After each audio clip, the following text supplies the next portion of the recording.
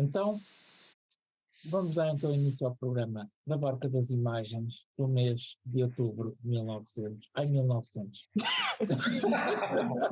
Já não bebes mais. Está tudo preparadíssimo, atenção.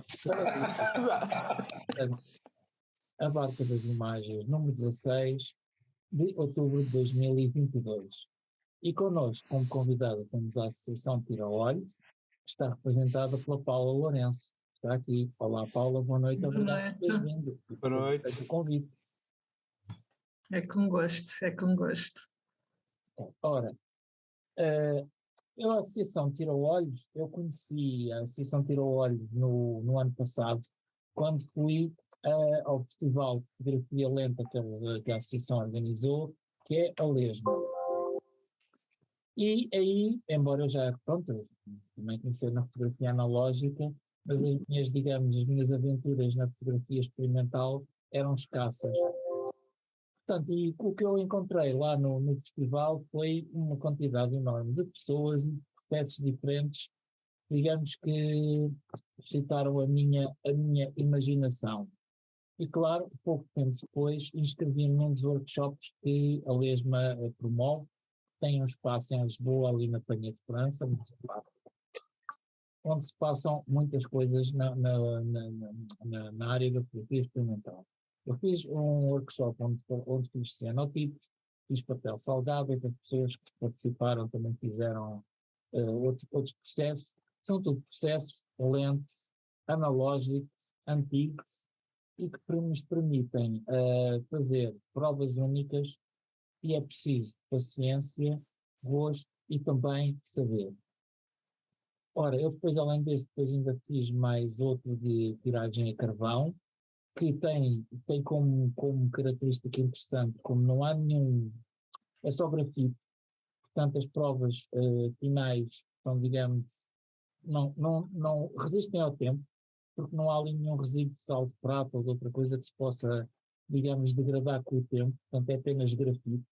Portanto, digamos, são provas permanentes, além de provas também de grande beleza estética, quando quem consegue negativos bonitos também. Portanto, se o negativo não for grande coisa, bom, a estética já é mais duvidosa, mas o que é facto é que fica permanente. Ora, e a mim, o que me agradou bastante, além de ficar a conhecer este processo e praticar alguns deles, foi o espírito de experimentação. Ou seja, ali não há regras pré-definidas, ou seja, há regras de segurança, como é óbvio, como estamos a lidar com químicos. Alguns desses químicos podem ser um pouco nocivos, temos essas regras, mas em termos de fazer experiências com negativos, fazer experiências com provas de contato com plantas ou outros objetos que encontramos na natureza, portanto, uma das imagens que foram feitas demorou tipo 2 semanas a expor. Portanto, uma fotografia bastante lenta mesmo. E as pessoas muitas vezes falam, quando falam-se agora em fotografia analógica, temos aquela imagem do gajo de magrinho, de barba, de óculos e com um chapelinho na cabeça, colocaram aí um programa pendurado ao pescoço com uma 50mm 1.8 sem filtro, não é? Como o João Cardoso gosta, que é para entrar o pó bastante, é objetiva de pó. E esta é a imagem do hipster que acha que fotografia analógica é muito cool. Portanto, é uma das coisas que eu tento combater, estas imagens de estereótipos coleiros que aparecem, e nada melhor para isso do que uma visita à Associação Tira Olhos, e melhor ainda, a inscrição num dos workshops que são bastante legais. E depois desta introdução ligeiramente longa para explicar os motivos que nos levaram a convidar a associação através da Paula, vou passar a João Cardoso, que vai começar a inquirição. Muito bom. Assim, eu não vou começar a inquirição nenhuma, vou começar aqui uma conversa, não é? Porque nós estamos aqui todos muito curiosos para conhecer aqui um pouco isto.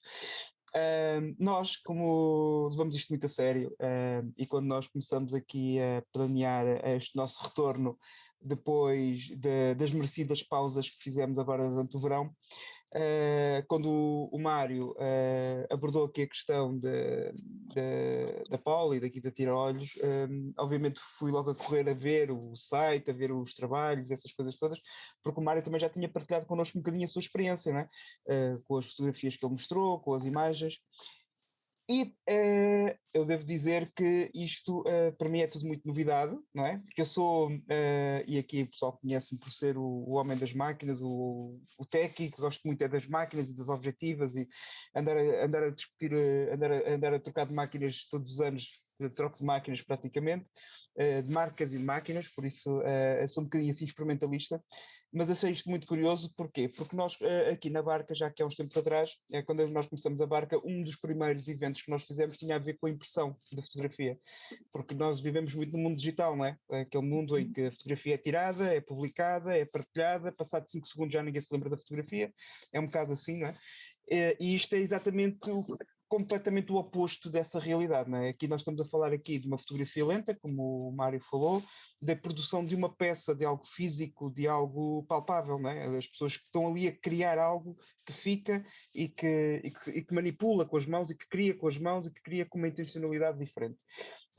A minha primeira pergunta, Paula, vai no sentido de tentar perceber um bocadinho aqui as origens da vossa associação e de onde é que surgiu esta ideia, como é que isto tudo como é que vocês chegaram à conclusão que realmente haveria algo que podia ser feito nesta área, porque tem técnicas, tem muito aqui muito de artesanato, muito de trabalho manual, que pronto, nos dias de hoje começa novamente a haver agora um movimento, não é? Também da fotografia analógica, mas vocês começaram em 2019, mesmo antes da pandemia, né? Apanharam com a pandemia logo a seguir, mas eu gostava de conhecer aqui um pouco mais as origens, como é que surgiu esta ideia, digamos assim. Ora, isto nasceu de várias pessoas que trabalhavam juntas, trabalhávamos em um laboratório com processos históricos e sentíamos a necessidade de ter um espaço para podermos expandir, para podermos experimentar, para podermos criar o nosso próprio trabalho. E assim começou a Tira-Olhos a ser sonhada e finalmente veio-se a materializar em 2019, porque as primeiras conversas sobre o que veio a ser a posteriori a Tira-Olhos, as primeiras conversas foram em 2015, 2016, portanto houve aqui todo um período de incubação, de procura de um espaço, e em 2019 finalmente juntamos e nasce a Tira-Olhos, este espaço este espaço de criação onde trabalhamos com processos históricos, com processos permanentes, processos efêmeros, porque há pouco falavas da questão da materialidade e de ficarmos com um objeto para a posterioridade, nem sempre assim acontece, porque um dos processos que muito trabalhamos, sobretudo a Sofia que trabalha mais com esse processo é a antotipia, é um processo maioritariamente efêmero. A maior parte das imagens duram, depende das condições em que estiverem acondicionadas, mas tem um tempo de vida muito curto. Mas sim, é o fazer de forma lenta, diferente, deixar que o próprio processo nos guie e dê origem à peça. Vocês vocês têm várias iniciativas, workshops, por aí fora. Qual é que é o típico, ou seja, eu não quero aqui tipificar muita coisa, porque não acho isto que não tem que ser tipificado, mas as pessoas que normalmente vos abordam ou que vos procuram... Mais variadas que tu possas imaginar. Dá assim um exemplo de uma pessoa que vos tenha surpreendido, sei lá, uma pessoa que vocês não estavam à espera e que até tenha levado para a frente o projeto, que tenha feito um projeto assim mais conceito, tipo, ou seja, o que é que eu quero perguntar com isto? A mim parece-me que pela natureza do trabalho que vocês fazem, não é? Tem que haver uma predisposição, uma vontade, um querer de efetivamente fazer, porque ninguém se investe a fazer uma coisa destas se não tiver mesmo interesse, ou seja, isto não é aquele tipo de workshops, ou não é aquele tipo digamos assim, de trabalho que a gente vai apenas só por curiosidade. Acho que aqui há aqui um investimento, de certa forma. Há pessoas que também vão só por curiosidade, é verdade, mas qual é que é a tua perspectiva, ou seja, a receptividade das pessoas, o que é que motiva as pessoas também para procurar este tipo de processos alternativos? Por vezes é mesmo a questão da experimentação, de terem a liberdade de ir para um espaço experimentar algo novo. Por isso é que quando falavas de um público específico, não, aparecem-nos pessoas com as mais variadas experiências. Muitas vezes nada a ver com fotografia. Da mesma forma também nos chegam artistas, fotógrafos, o nosso público é muito variado, também em idades é muito variado. Podemos dizer que começa ali na casa dos 30 e vai até aos 70. É muito variado mesmo, o que torna ainda as nossas oficinas mais interessantes, porque são sempre oficinas com um público muito reduzido, se reparares o número de participantes é sempre reduzido e temos desde jovem artista ou designer com 30 anos, como a vizinha com 60 que acha muita piada e queria vir experimentar uma coisa nova. Isso é interessante, isso é interessante. Gera uma tertúlia interessante ao longo das nossas oficinas. Okay. E em termos daquilo que é digamos assim, a vossa aproximação, ou seja, quando vocês estão a fazer este trabalho com as pessoas, eu presumo que, pronto, há aqui a questão toda técnica, não é? Que está aqui envolvida, do tratamento dos produtos, dos cuidados a ter e as várias técnicas que podem ser empregadas, mas vocês acabam também, se calhar, não sei, é uma pergunta, talvez também, de certa forma, fazer um género de mentoria das pessoas, também ajudá-las a encontrar o seu caminho, a saber para o objetivo do trabalho que a pessoa quer fazer, a melhor forma de o fazer, ou isto é um bocadinho dinâmico, vocês deixam as pessoas naturalmente evoluir, como é que isso funciona?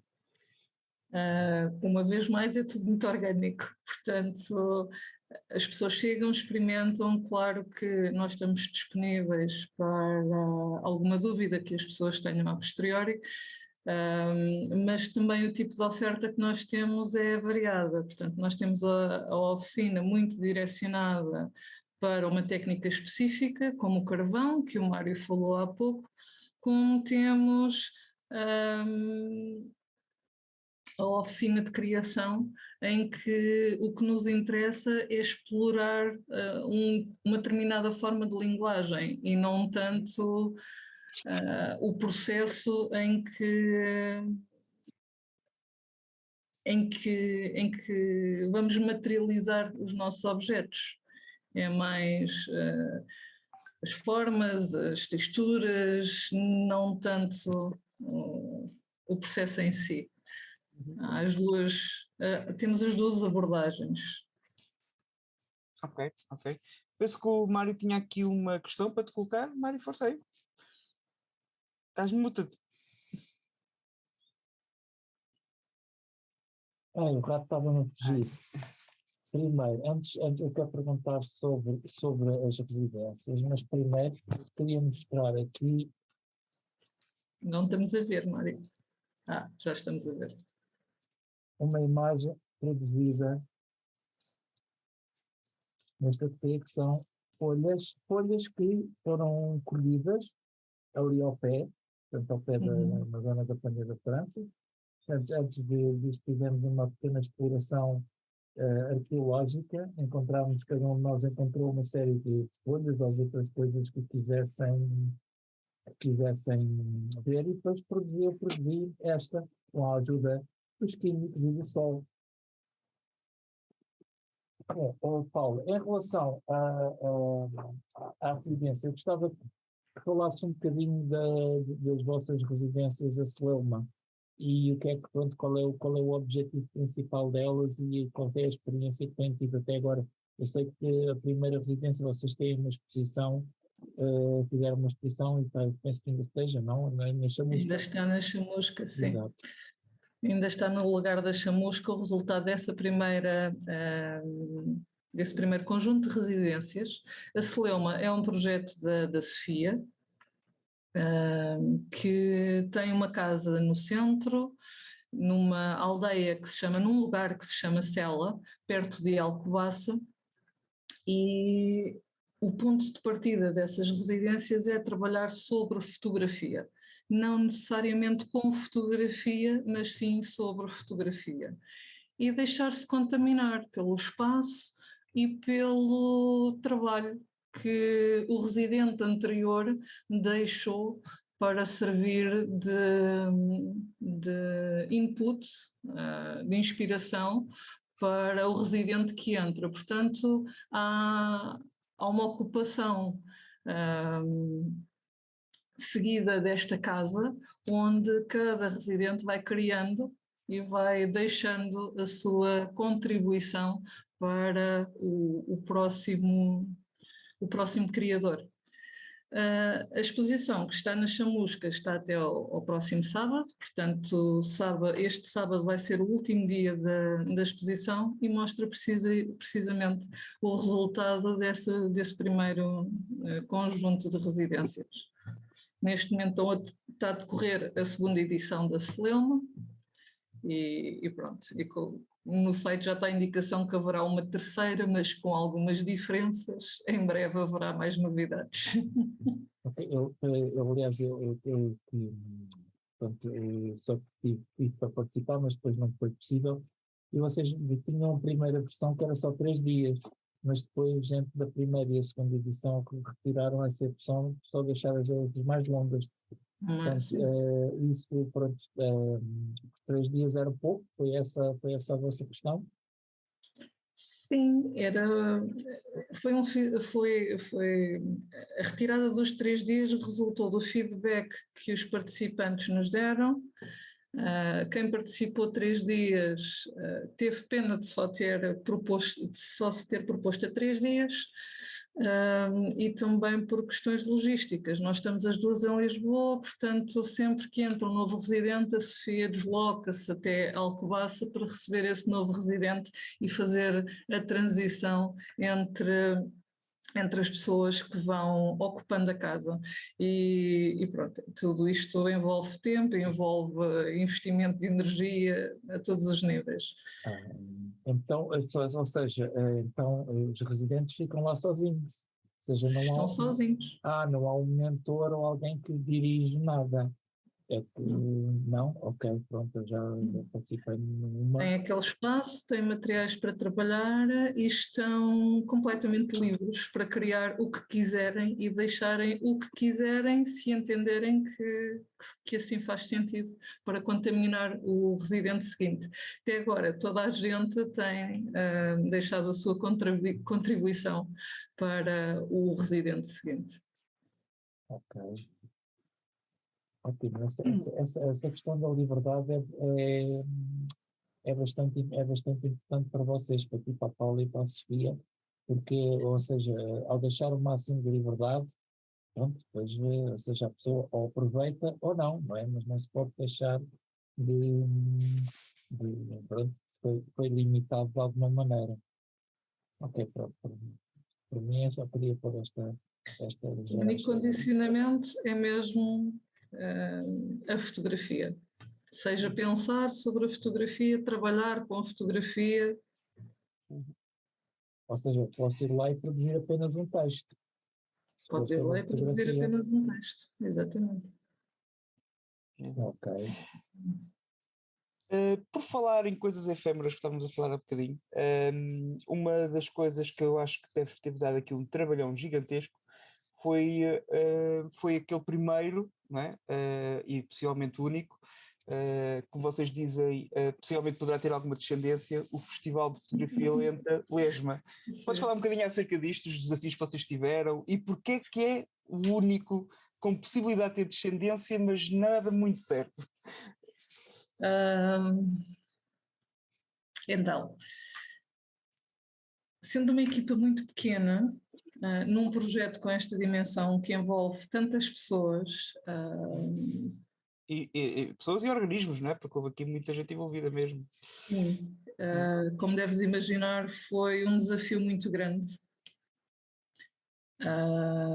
E quando o festival terminou, pronto, foi uma alegria muito grande porque o festival correu muito bem, estávamos as duas de coração cheio no final do festival, mas ao mesmo tempo estávamos as duas a precisar assim de carregar baterias, foi muito intenso a todos os níveis. Desafios, pá, foram muitos. Para teres uma noção do ponto dos desafios, o festival aconteceu no final da pandemia, portanto, continuava a haver todas aquelas medidas da DGS para os eventos públicos para um festival com esta natureza, em que o objetivo era as pessoas poderem experimentar, viver o festival, foi um desafio grande, foi um desafio grande, mas foi extremamente gratificante, foi extremamente gratificante. Mas então podemos ter aqui a esperança de podermos ter aqui alguma descendência no futuro, é isso? Sim, porque toda a gente ficou com muita vontade, portanto nós incentivamos as pessoas que têm assim tanta vontade a agarrar no festival e a levar a lesma a novos locais. E tenho aqui uma... Deixa eu só fazer aqui mais uma pergunta. Deixa eu só fazer aqui mais uma pergunta, porque eu tenho aqui uma curiosidade, que é o seguinte: uma das coisas que nós vemos aqui em todo o vosso projeto é que há aqui uma relação muito, muito íntima com a natureza. Desde o símbolo, não é? Desde o nome da libelinha, o festival chama-se Lesma, há toda aqui uma relação com a natureza muito interessante. Vou fazer aqui uma pergunta, não sei se é possível de responder ou não, mas porquê a libelinha? Ou porquê, para quem não sabe, tira-olhos é o nome que se dá às libelinhas também, não é?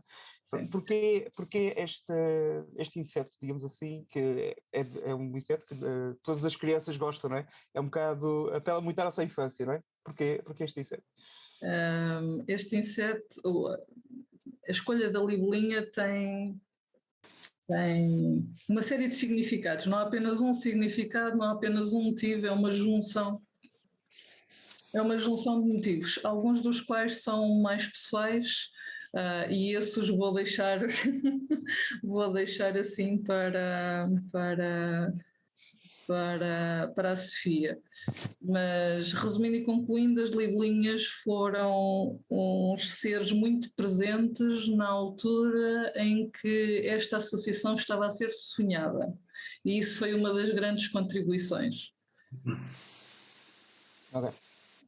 Tanto eu como a Sofia somos duas pessoas que não é uma questão de gostarmos de estar na natureza, nós precisamos de estar na natureza e como estava a dizer, foram seres muito presentes. Tira-olhos na nossa região, libelinha conhecida como tira-olhos, e isto depois ainda vem trazer outros trocadilhos, pessoas de quem nós gostamos muito, alguns até fazem parte da associação e que construíram uma série de anos atrás outras associações de fotografia que já não existem, e acaba por ser um trocadilho também a brincar com os nossos mestres.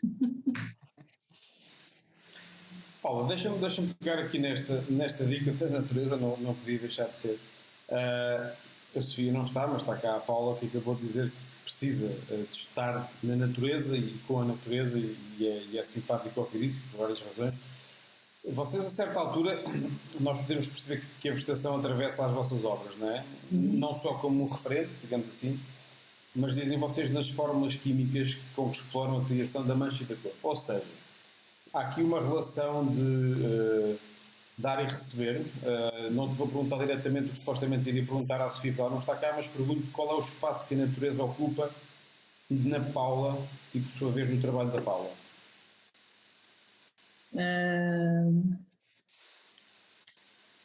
No trabalho da Paula está mais presente enquanto referente. No trabalho da Sofia está muito presente enquanto matéria-prima para a criação das soluções sensíveis para alteração visual da mancha da imagem, do referente, ou seja, está presente em todo o lado. Eu trabalho muito com processos históricos, trabalho muito com processos da família dos sais de prata, de forma que a natureza no meu trabalho assume-se muito enquanto referente, enquanto imagem propriamente dita. Não sei se respondi à tua pergunta. Sim. Vocês, como referente, e pegando nisso, vocês tratam obviamente de questões relacionadas com a significação e com a representação. A promoção de sentido é um dos objetivos dos fotógrafos e que se preocupam com a mensagem visual, naturalmente. De onde é que vem essa inspiração na composição para os trabalhos? Partindo do pressuposto que estamos a falar de fotografia na própria natureza. Tem uma estética irregular. A natureza ajuda a isso ou não? Claro que sim. A inspiração é a própria natureza.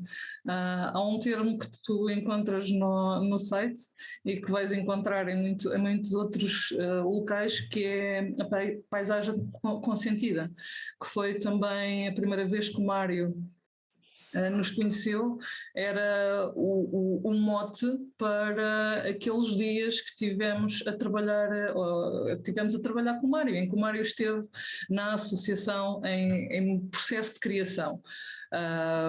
Quando se fala de paisagem consentida, é precisamente essa relação com a natureza, com a paisagem, ou seja, respeitar essa forma. Não há nada mais perfeito que a natureza e ao mesmo tempo tão singular, não há duas coisas iguais, e tudo isso está presente no nosso trabalho, as formas, as cores, as texturas, tudo isso entra para a nossa forma de olhar, pensar e de fazer a fotografia. Vocês têm uma noção do tempo um bocadinho subjetivada, não é? E a certa altura lê-se também, ou percebe-se que o tempo é assim uma experiência um bocado contextual, até corpóreo, como vocês dizem. Vocês deixam que a fotografia seja a vossa própria mediadora e que vos transforme, não é? E que transformação é essa? Ou seja, uma pessoa quando vai trabalhar com vocês entra de uma forma e sai de outra? Ou é uma experiência, ou seja, é esse o vosso objetivo ou a ideia é dar às pessoas aquilo que elas teoricamente e naturalmente não têm, para elas depois poderem decidir ou tentar, eu não sei, ter outro tipo de caminho, digamos assim?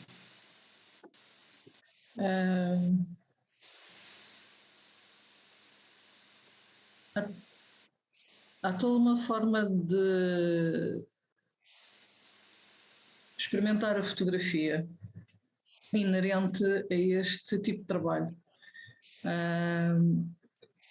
Gostaríamos que isso fosse efetivamente transformador, como tu estavas a falar, mas esse lado transformador está presente em cada pessoa também, não só no nosso trabalho, mas também na abertura que a própria pessoa tem para este universo, desculpem, que acaba por ser um universo um bocadinho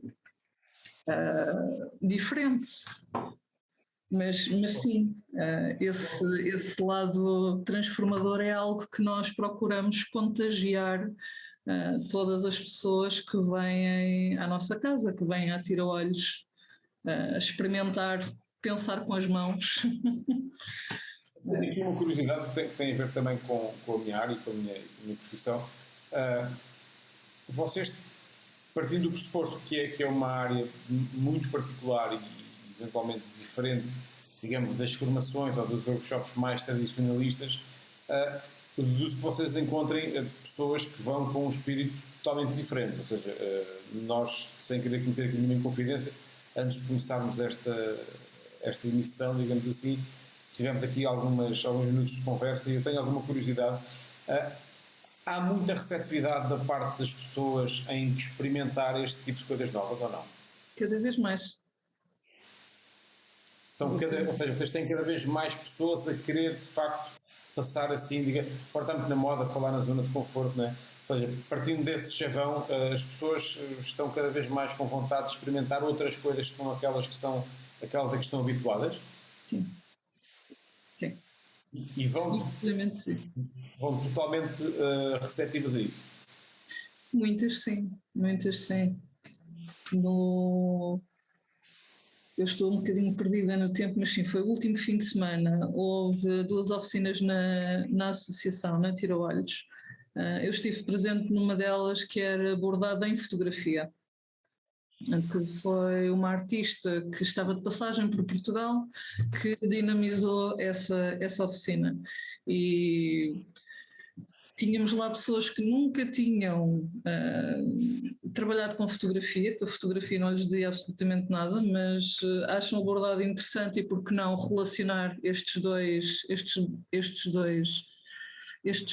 mediums. Tínhamos pessoas que vinham precisamente, são fotógrafos e queriam sair da sua zona de conforto, acrescentando esta nova dimensão à imagem. Portanto, a experimentação está sempre presente. Depois vêm à procura de se desafiar também. Vocês, quando têm isso acredito que seja um desafio, quer a nível educativo, quer a nível até pessoal, qual é o maior desafio que vocês têm neste processo? Ou seja, alguém chega a vós com uma intenção de descobrir ou então com uma intenção de confirmar alguma coisa. Vocês, quando recebem as pessoas, o que é que lhes dizem logo no princípio? É mesmo curiosidade. Eu sei que mais tarde ou mais cedo terei aqui fazer uma das vossas oficinas, mas a curiosidade é mais rápida do que a disponibilidade. Portanto, se for uma dessas oficinas, o que é que eu posso esperar de ouvir antes de começar a fazer coisas? O que é que tu podes esperar antes de ouvir, antes de começar a fazer coisas? Iremos dar-te as boas-vindas à nossa casa, iremos oferecer um cafezinho e depois a partir daí vamos procurar conhecer-te um bocadinho mais, perceber o que é que tu procuras com esta oficina e a partir daí começar a ir de encontro um bocadinho às pessoas que estão presentes nesta mesma oficina. Ou seja, é uma coisa quase tailor-made, ou seja, feita à medida daquilo que é o perfil de cada um. Se nós tivermos um público com muito conhecimento de fotografia, a nossa abordagem será diferente de um público para quem a fotografia é uma novidade. Vocês não recebem aquelas pessoas que vão ainda, ou que vão totalmente formatadas para o digital e que ficam completamente surpreendidos com aquilo que vocês os fazem fazer? Quem vem ter connosco já percebe que ali é um sítio diferente. Muita gente passa, vê uma oficina, vê a nossa associação, o nosso espaço de trabalho e associa trabalhos manuais, sim, mas a primeira associação não é fotografia, a primeira visão das pessoas não é fotografia. O que é que é mais gratificante quando vocês terminam uma das vossas oficinas? Os sorrisos, a satisfação, muitas vezes o encanto com as peças que foram produzidas.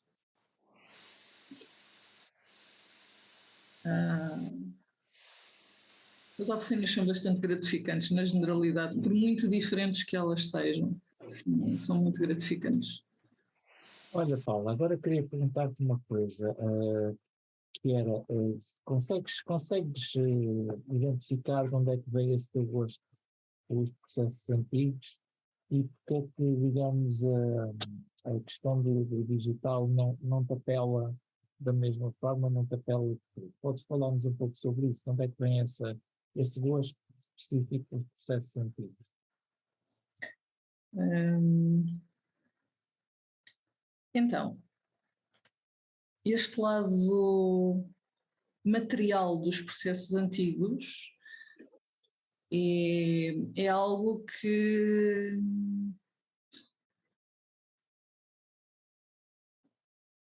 Eu apaixonei pela fotografia da primeira vez que entrei numa câmara escura e que vi uma imagem surgir no revelador. Okay? Este foi assim o momento em que, uau, em que a fotografia ganhou uma dimensão diferente. Tive uma formação com uma grande componente prática e analógica, onde aprendi muito sobre as diferentes formas de materializar a imagem e essa variedade de possibilidades que é quase infinita apaixonou-me, porque de repente percebi que eu não estava condicionada, não tinha condicionamentos. Eu posso utilizar ou não uma matriz, se eu quiser utilizar matrizes, eu posso utilizar ferramentas. Para mim o digital é uma ferramenta. É ótimo para produzir, por exemplo, matrizes que posso utilizar com determinados processos de impressão. Okay? Eu não nego o digital, mas fujo dele.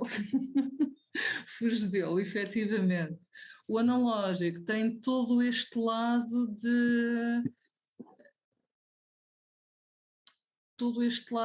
de trabalho manual, é quase um processo meditativo, porque nós estamos a construir uma imagem, portanto todo o nosso foco, toda a nossa atenção está no trabalho que nós estamos a produzir e deixamos que a própria imagem fale connosco.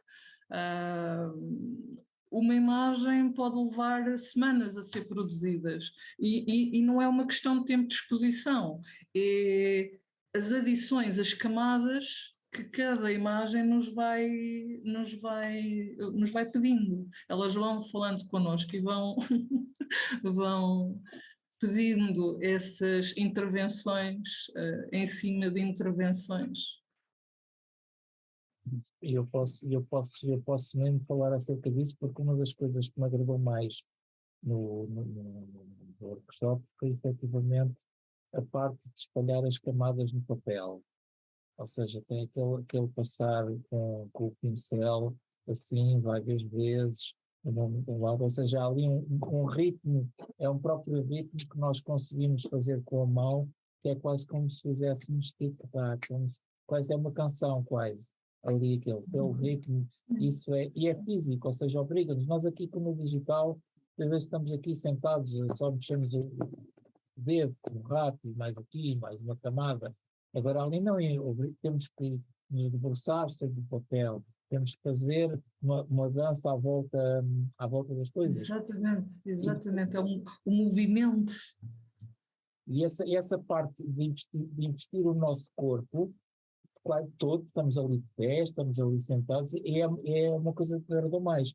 E quando falaste das camadas da experimentação, uma das coisas que foram feitas foi efetivamente, ok, temos aqui uma imagem, o que é que podemos fazer mais ainda sobre ela? E se experimentarmos mais este banho? E agora aqui com um pincel, e agora com outro banho se viemos ali.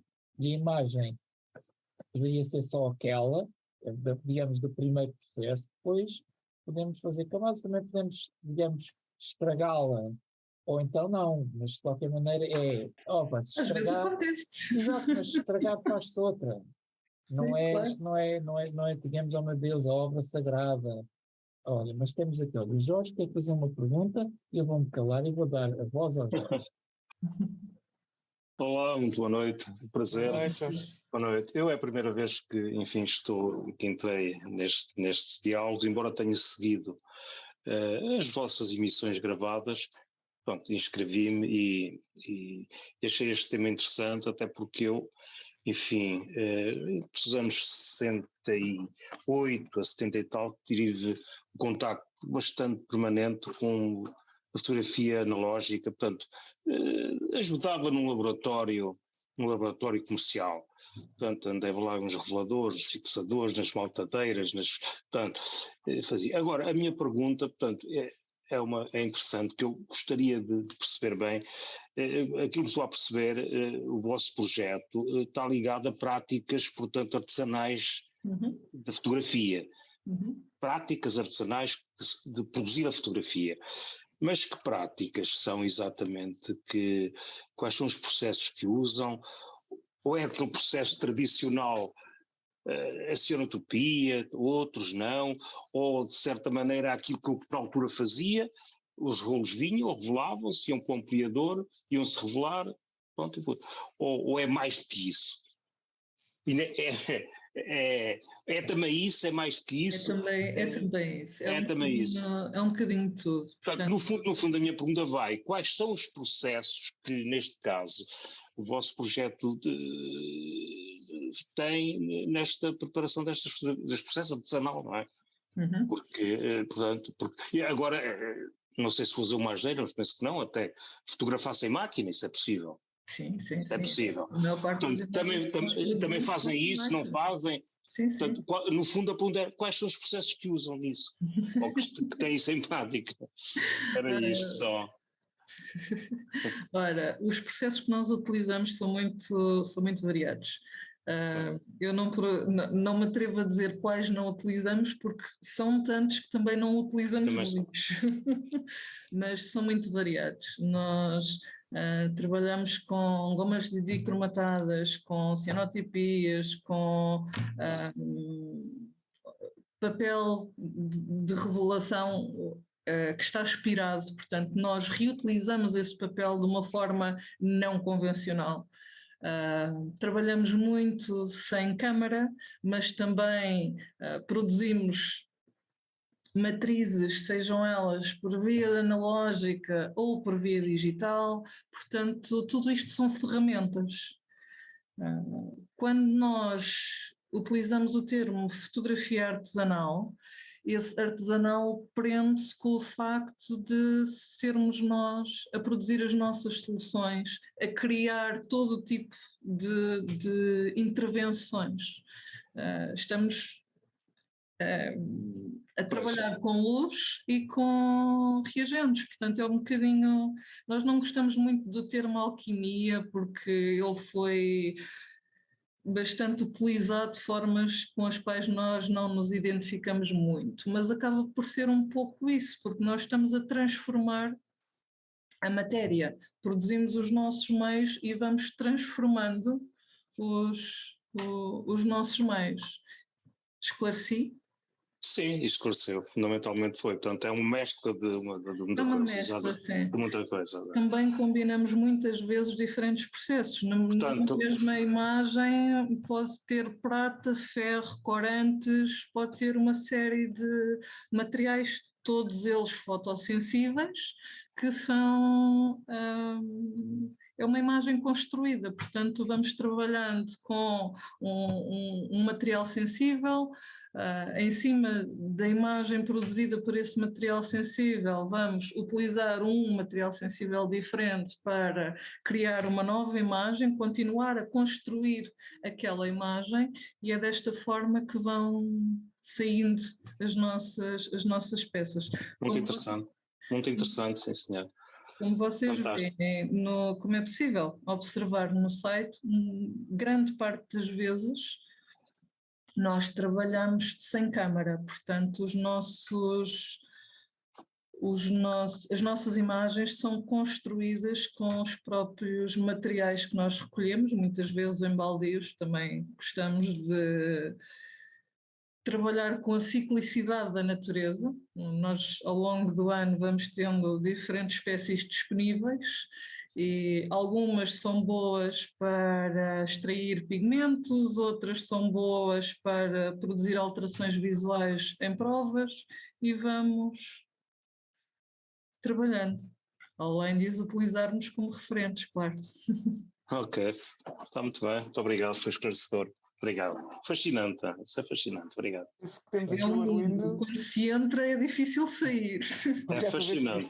Não, é que eu estou-me a perceber, eu precisamente quando entrei lá nas câmaras escuras, como enfim aprendiz e ajudante, ainda havia restícios dessas coisas dos que vinham de trás, não é? Que estavam encostadas ao sótão, estavam para lá, mas de facto isso vem daí. Agora deu-me um clique, espera aí, mas estas coisas, nesse laboratório comercial, nos outros que passaram, de certa modo essas coisas já lá existiam, pá. É muito curioso, é muito curioso.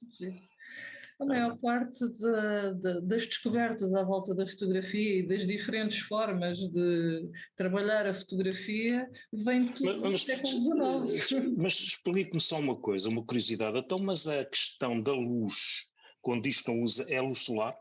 Sim, sim, Ok, é luz solar.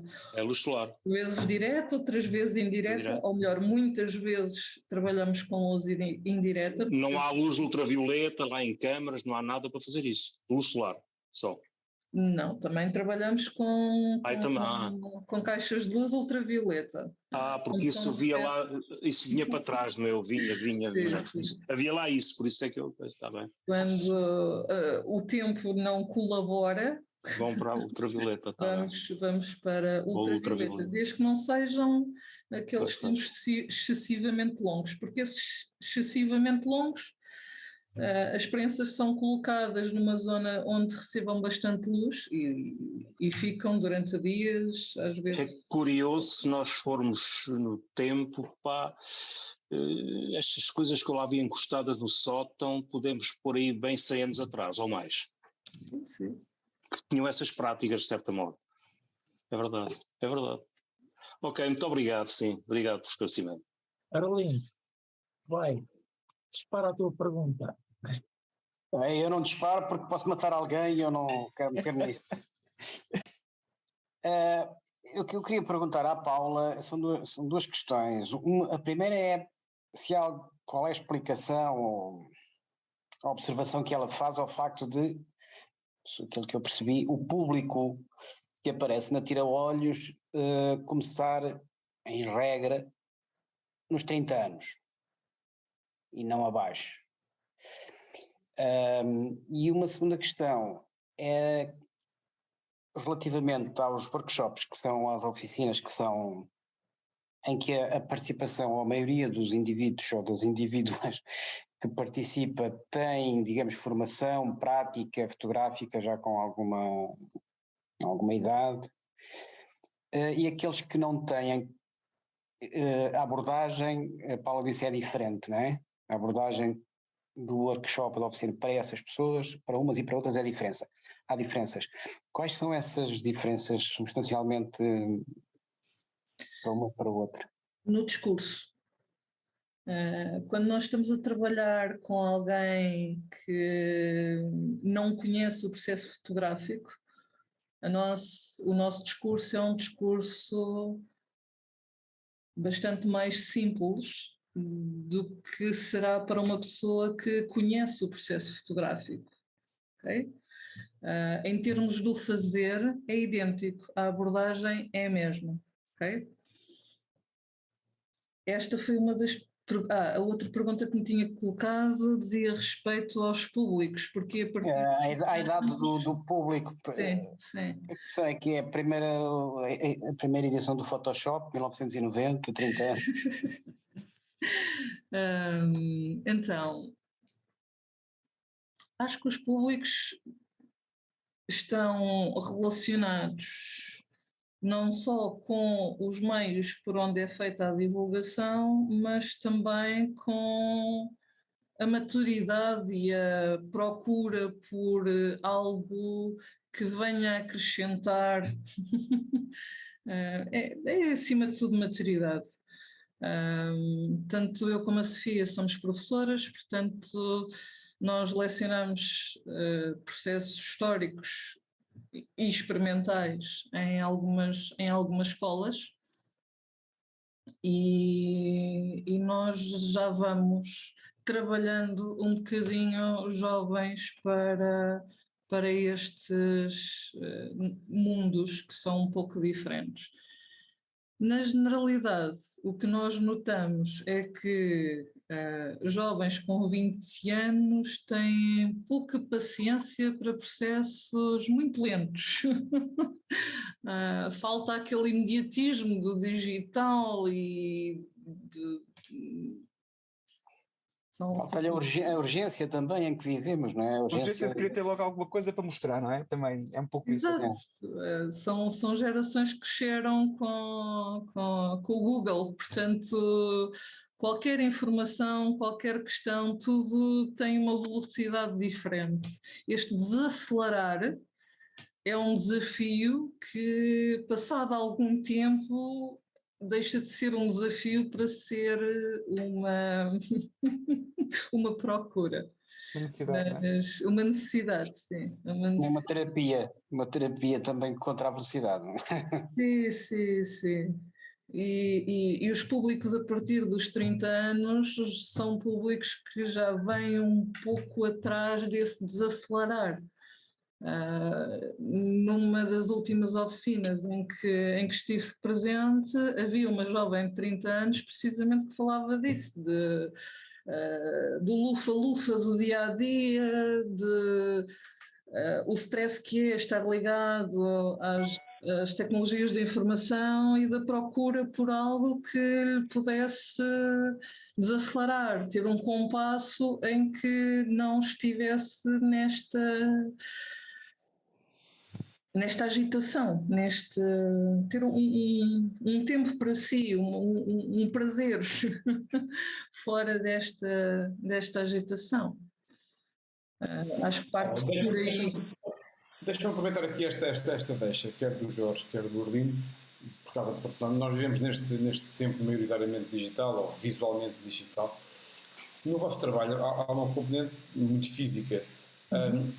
E do que eu percebi, há aqui uma espécie quase de ritual no processo, ou seja, é a relação do corpo com o resultado que sai à vista, digamos assim, imediata, mas que é produzido e criado fisicamente. E aqui a questão que eu acho que é interessante tentar perceber é: isso é libertador ou mais reconfortante do ponto de vista processual do ponto de vista do produto final? Ou estou enganado? Ou seja, vocês tiram mais o gosto do processo do próprio produto, ou não?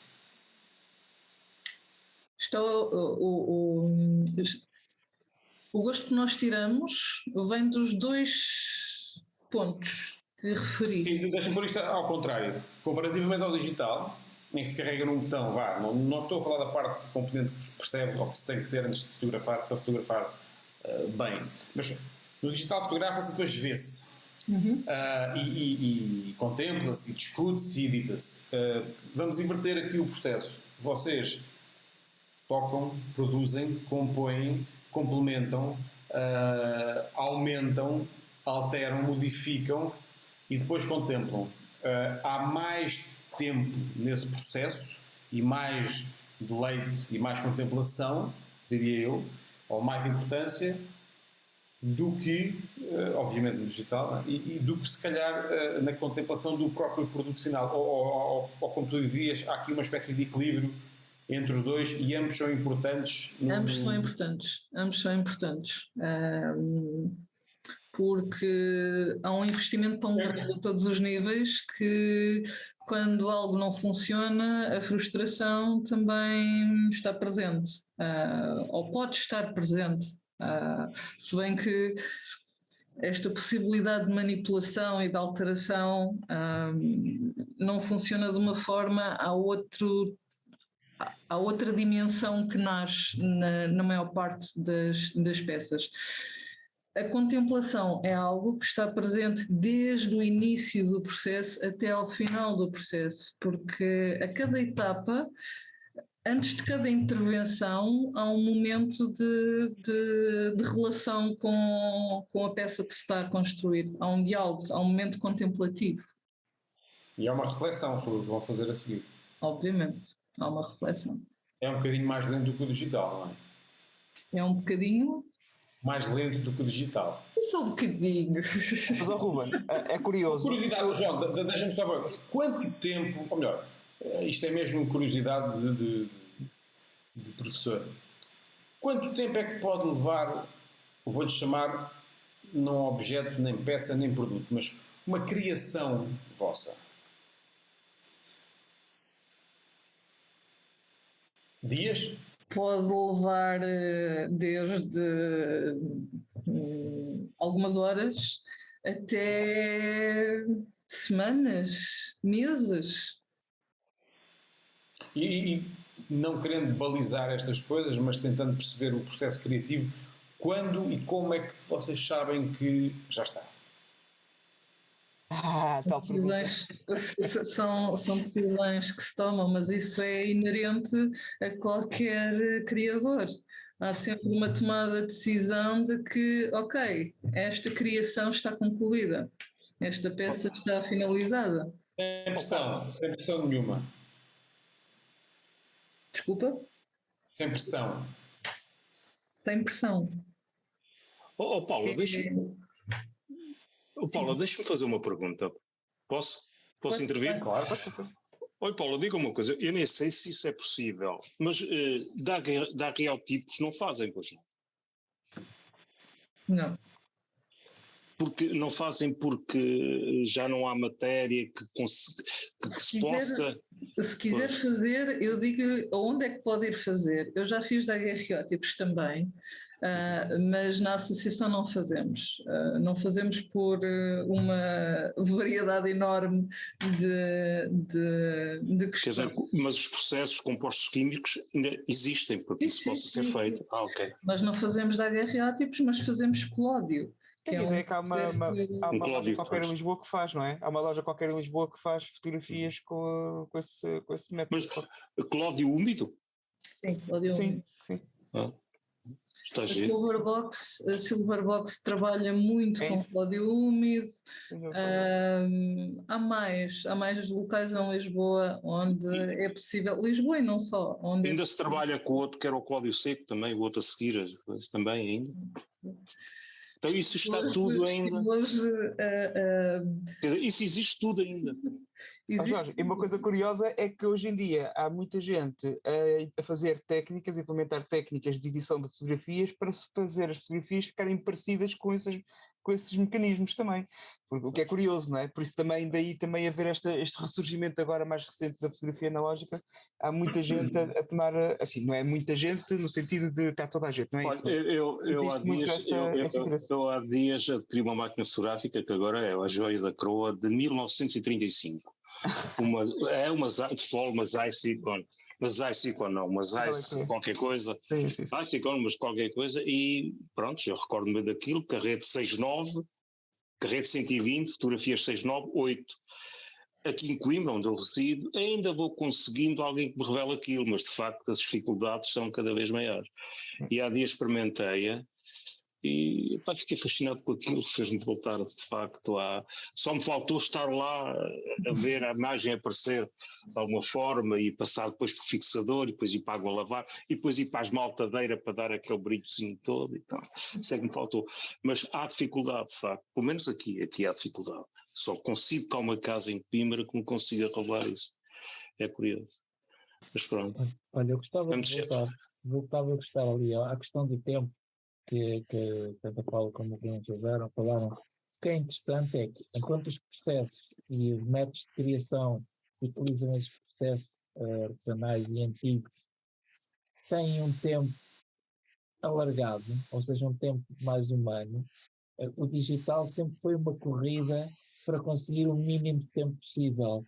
Portanto, não tanto na fotografia, mas no caso do 3D digital, dos efeitos 3D, desde há muitos anos, que é quanto mais rápido consegue ser o render, ou seja, é o poder de processamento para acelerar as coisas, ou seja, para termos cada vez mais rápido, mais coisas mais rápido, que é um bocado o consumismo, um consumismo digital, é uma aceleração inumana do tempo, ao passo que estes processos mais que processos, os métodos de criação que dão tempo ao tempo, é uma escala mais humana, uma escala de um viver um pouco menos acelerado e, portanto, a aceleração do tempo e a aceleração da nossa vida é coisa que só nos pode fazer mal à nossa saúde mental e física.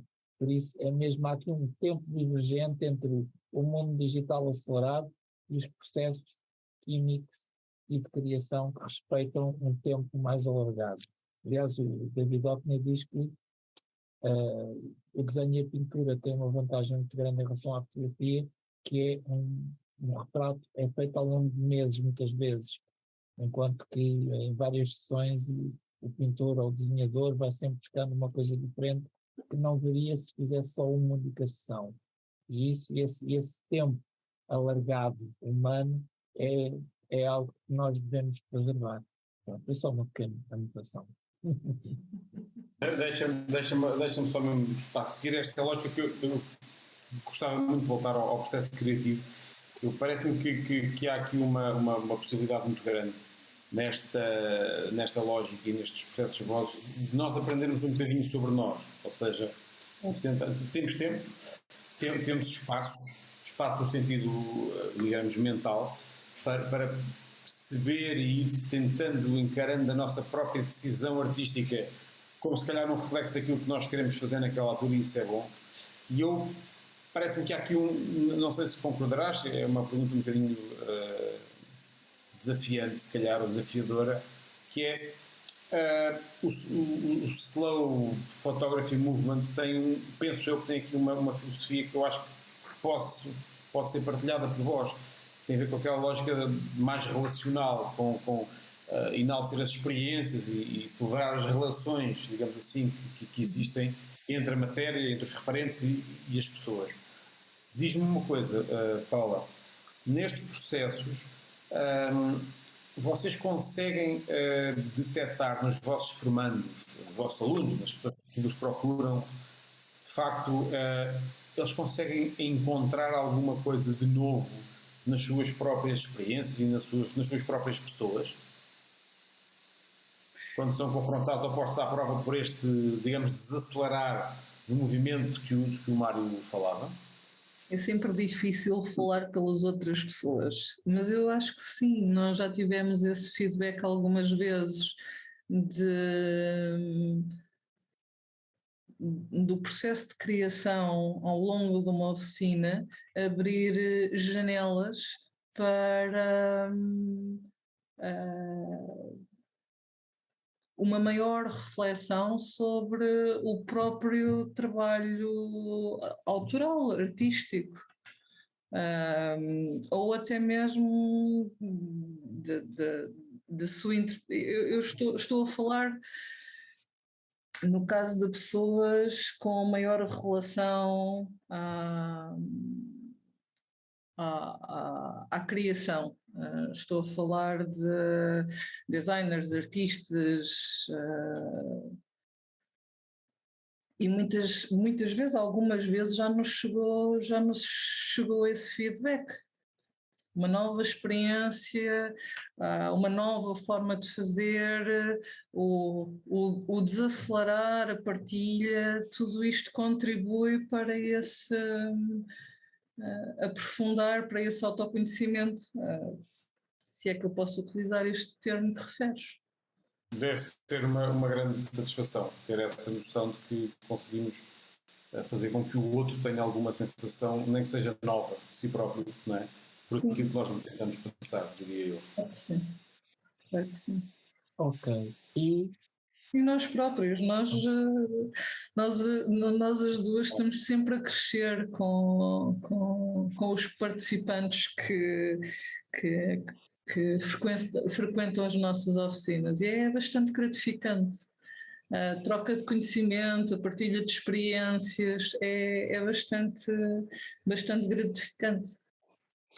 E há poucas coisas mais satisfatórias do que saber que crescemos como pessoas e como artistas através destes processos e destes relacionamentos entre as pessoas que os gostam. Ora, olha, vou ali a ver que a Elsa Figueiredo ainda quer falar. Por favor, Elsa, faz favor, faça a sua pergunta. Olá, boa noite. Queria só dar aqui um testemunho, que eu não conheço, eu conheço a Paula, mas não através da Tira-Olhos. Eu fiz um workshop com ela na Junta de Freguesia. Paula, ajuda-me, já não sei. Eu já digo, Elsa, eu já digo. E vem a propósito do que estavam a falar, porque eu ia à procura, eu tinha em mente um trabalho na minha cabeça, como é que o que eu tinha projetado, mas não estava ainda a conseguir concretizar a ideia.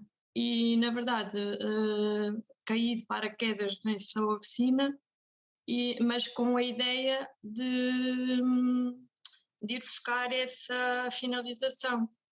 E vim de lá muito inspirada e acabou por sair um belo trabalho. E graças à Paula.